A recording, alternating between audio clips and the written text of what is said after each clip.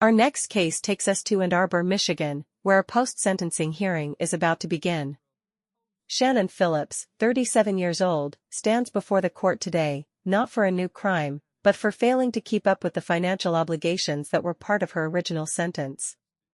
The story behind this hearing goes back 5.5 years. It started with something small, a dispute over change from a lottery ticket. Phillips got into a heated physical altercation with store owner Tyrone Curry, arguing over how much money he owed her from the purchase. What began as a disagreement quickly escalated into something far more serious. Tyrone told police that Phillips had gone behind the store counter, throwing merchandise around and causing significant damage to the property. He also reported that she was carrying a gun in her waistband and had threatened to shoot up the store. Police arrested Phillips and she was charged with carrying a concealed weapon and malicious destruction of property. The case went to a bench trial, meaning a judge, not a jury, decided her fate. She was found guilty on both counts. Her sentence included 6 months in jail, 3 years of probation, and a court order to pay $4,300 in restitution to Tyrone for the property she had destroyed. For the first 3 years, Phillips held up her end of the deal, making regular payments and staying on track. But over the past year, those payments stopped coming in consistently. Today she has paid less than half of what she owes to the victim.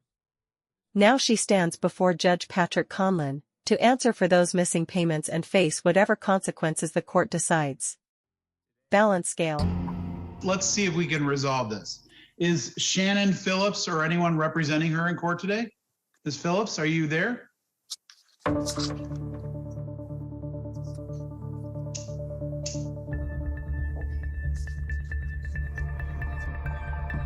Are you Shannon Phillips, who's identified as UCC 1-308, all rights reserved?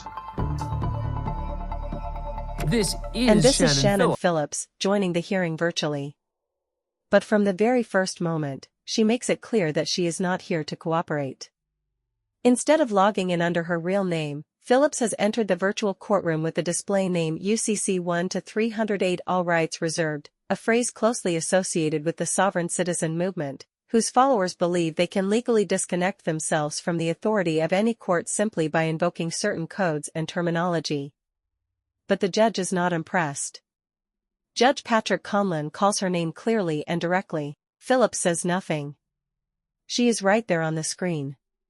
Visible. Present. And completely silent. The judge calls her name again. Still no response. She is not glitching. She is not frozen. She is making a choice, and that choice is to pretend this court has no power over her whatsoever. It is about to be a very long hearing.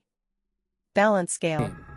Okay, well, there's no response to the court's inquiry. It's 4:30 p.m. on July 13th. We hear you now. Are you Ms. Phillips? UCC 1-308, all rights reserved. I am here on a special visitation of the all caps name. While Phillips has never openly identified herself as a sovereign citizen, her actions inside this virtual courtroom tell a very different story. The display name she has chosen, the silence she is hiding behind, and the specific legal code she is invoking, all of it comes straight from the sovereign citizen playbook. A movement whose followers genuinely believe that attaching certain codes and the phrase all rights reserved to their name acts as a legal shield, protecting them from prosecution, court orders, and government authority altogether. Balance scale. Who are you? Okay. Seeing no response to my request, it's 4:30 p.m. The matter was scheduled for 1:30 p.m.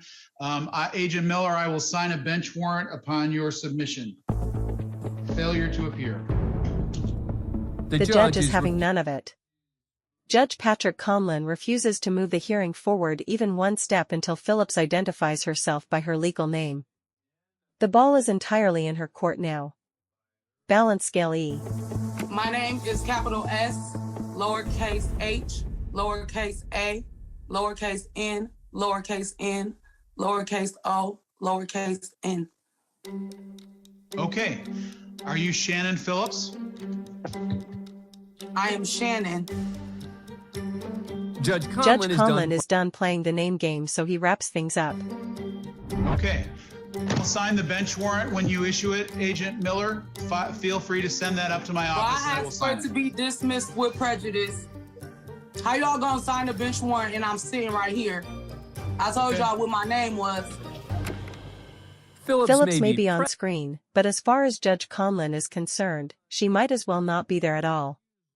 Her refusal to identify herself by her legal name is treated as a failure to appear, and the judge moves forward accordingly.